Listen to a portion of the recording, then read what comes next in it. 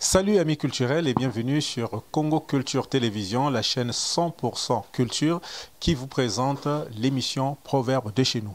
Proverbes de chez nous, comme vous le savez, c'est une émission produite par Congo Culture Télévision en collaboration avec la maison culturelle Bisso na Bisso. Donc je reçois, comme à l'accoutumée, Jean-Basile Massamba, le président de la maison culturelle Bisso na Bisso, qui va nous parler des proverbes. Les proverbes de chez nous, en nous donnant bien entendu la traduction et la signification. En tout cas, sans plus tarder, avec moi sur ce plateau, Jean-Basile Massamba, président de la maison culturelle Bisso na Bisso. Alors, monsieur Massamba, bonjour. Bonjour. Et bienvenue à l'émission Proverbes de chez nous, dont vous êtes d'ailleurs l'initiateur. Alors, nous allons développer les proverbes prévus pour aujourd'hui. Mais avant de commencer, j'aimerais que vous puissiez faire un petit rappel sur la maison culturelle Bisso na Bisso. Qu'est-ce que la maison culturelle Bisso na Bisso? Quel objectif poursuit cette maison? Et dans quel but cette maison a lancé l'émission Proverbes de chez nous? À vous la parole. Merci. La maison culturelle Bisso na Bisso est une plateforme de revalorisation d'intérêts culturels. Et donc, nous avons une particularité. Le premier plan que nous avons eu à développer depuis la création, c'est l'identification, la collection et la conservation des supports vinyles, des supports sonores vinyles, pour immortaliser la musique congolaise, Congo-Brazzaville, la musique congolaise de l'autre rive, la musique d'Afrique et de ses diasporas. Étant entendu que donc, la maison culturelle Bisso na Bisso soit une plateforme d'intérêt culturel, de revalorisation, de valorisation, j'allais dire, ou de revalorisation, la valorisation d'une culture, il y a la langue, qui est une valeur intrinsèque d'un peuple, d'une civilisation et d'une communication. Il a fallu donc donner aussi un accent sur les proverbes, dialectes, devinettes, histoires de chez nous, de telle sorte que ce patrimoine-là soit valorisé s'il ne l'est pas, revalorisé s'il a été mal fait ou s'il a été fait, de telle sorte que cela serve aux générations actuelles et aux générations futures.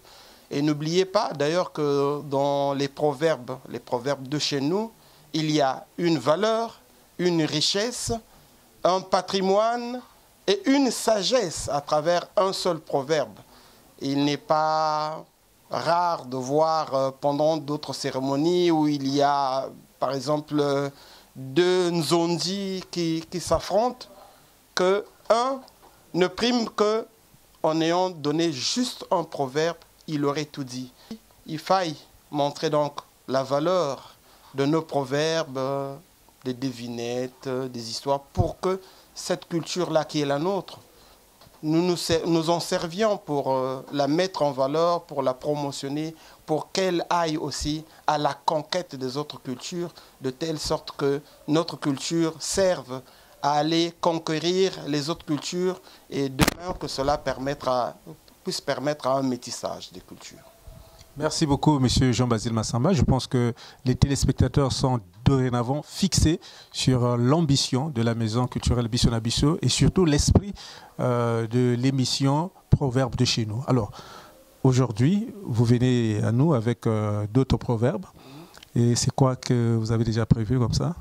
Bon, à titre introductif, nous allons dire qu'il n'y a pas de développement culturel sans respect des traditions.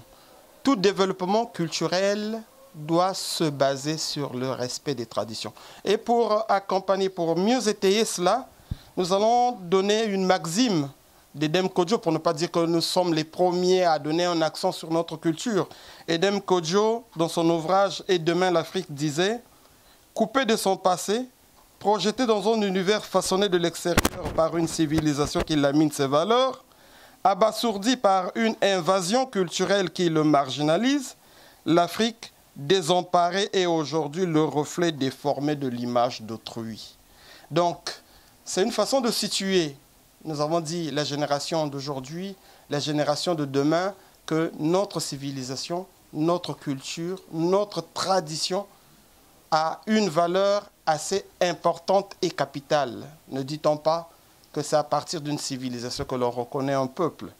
Donc en ayant dit cela, nous allons donner quelques proverbes Congo. Suivez attentivement le proverbe en Congo, sa traduction en français et le sens qui lui est donné à travers les explications de M. Jean-Basile Massamba.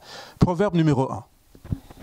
Nous allons donner un proverbe qui a une forme interrogative, parce qu'il y a des proverbes qui ont une forme interronégative, et des proverbes qui ont des formes affirmatives, et il y a des proverbes qui ont une forme interrogative. Ce premier, nous allons dire « Mamba nene naku londe, nui naku banda ». C'est un proverbe qui dit que vous faites vos besoins en amont de la rivière et vous venez prendre l'eau en aval.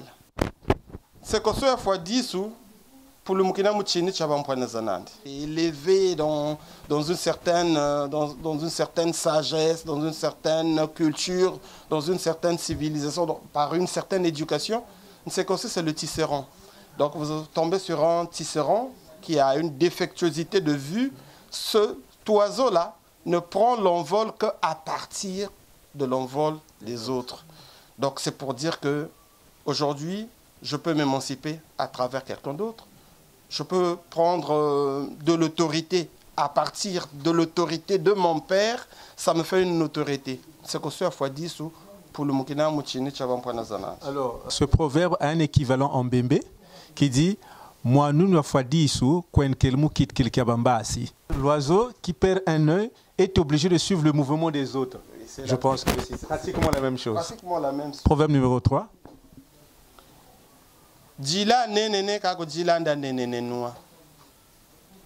Tu peux chier là où tu peux trouver à manger là où tu aurais chié il y a 2 ans, 3 ans. Mais là où a chié la bouche, c'est difficile que tu repartes. Alors ça, c'est un proverbe que personnellement qui m'aurait marqué parce qu'il y a eu un temps dans ma petite jeunesse, il y a aujourd'hui 15 ans, peut-être 15 ans ou 20 ans, j'étais au service d'un grand à qui j'avais demandé service et qu'en retour, je n'avais pas reçu ce service-là. Et assez émotif que j'étais, je lui avais adressé une lettre. Je lui avais dit que jamais tu ne me verras dans ton couloir. Je ne viendrai jamais vers toi et je n'aimerai plus jamais te voir en face de moi. Et comme la nature a horreur du vide et la nature nous confond, il s'était passé, je crois bien 7 ans, 8 ans après. Alors c'était un homme, hein, un grand, dans le cadre de la médecine moderne.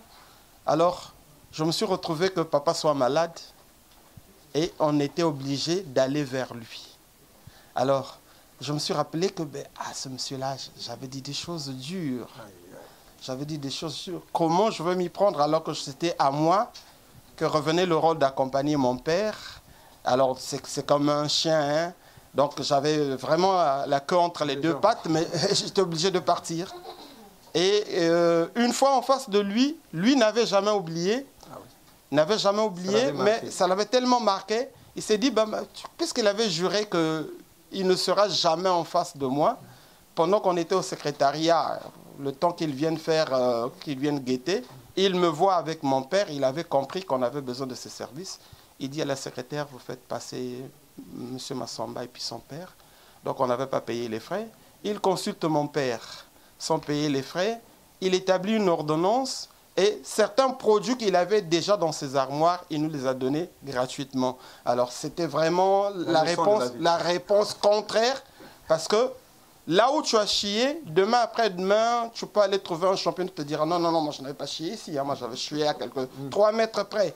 Mais là où tu as péché par des mots forts, c'est difficile que tu repartes parce qu'on va te dire, mais tu avais juré ne plus jamais venir me voir. À ce moment-là, tu souffrirais.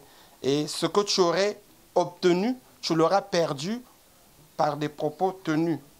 Et on peut l'assimiler à de l'ingratitude. Oui, c'est de l'ingratitude. Alors, c'est à ce moment-là que je m'étais dit qu'à un certain moment, il faudrait être diplomatique, il faudrait être courtois. Et c'est à travers subir les chocs.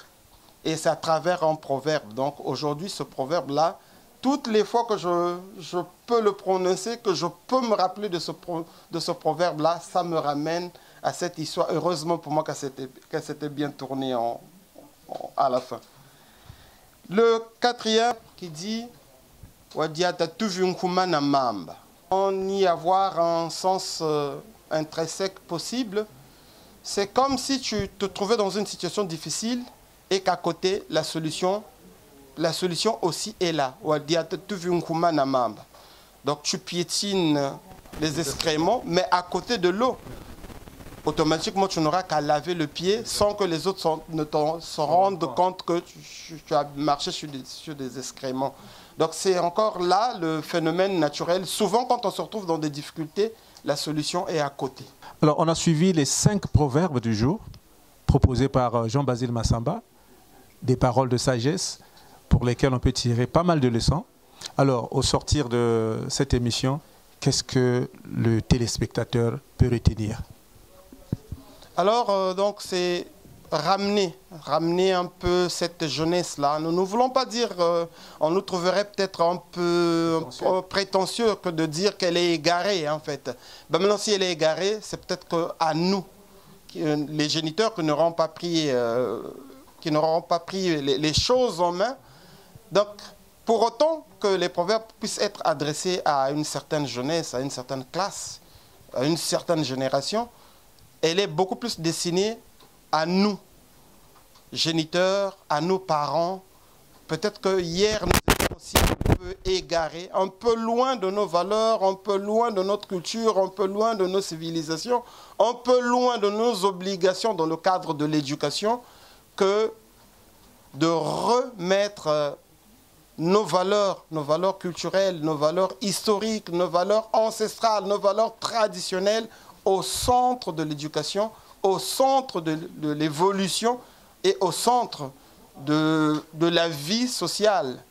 Peut-être que aussi, nous ne voulons pas réitérer les mbongi, mais avec les nouveaux canaux de communication, prendre une certaine orientation de sorte que cette culture-là ne se perde. Alors, nous avons notre mbongi en ligne, M. Jean-Basile Massamba, qui nous permet de nous retrouver autour de la sagesse africaine en général et congolaise en particulier.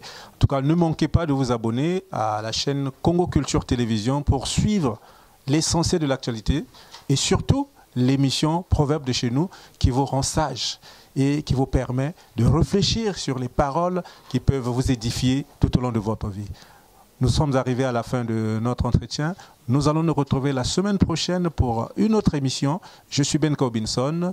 J'étais donc au micro et à la présentation. Et derrière la caméra, c'était P. Malachi. Au revoir et à la semaine prochaine.